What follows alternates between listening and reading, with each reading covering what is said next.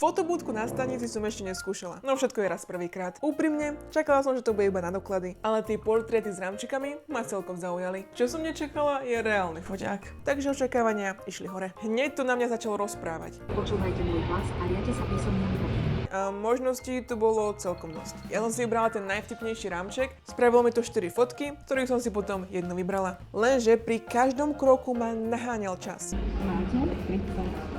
Takže som rýchlo klikla na tú, ktorá vyzerala tak najlepšie. A teraz platenie. Nedalo sa tam platiť kartou. Akože aj káva z automatu sa dá zaplatiť kartou. Tak som rýchlo hľadala nejaké mince, lebo zase ma už naháňal ten čas. Na poslednú sekundu som ich našla a bolo vybavené. Čakala som, že mi tu dá fotku vnútri, ale vyšla vonku, tak som tam rýchlo utekala, aby mi ju niekto neukradol. Ale aj keby chcel, by sa mu to nepodarilo, pretože ja sama som ju nevedela vybrať. Úprimne, čakala som trochu lepšiu kvalitu. Ale ako vtipná fotka s kamarátkami, prečo nie? A koho by si zobral ty do fotobúdky? Napíš do komentáru.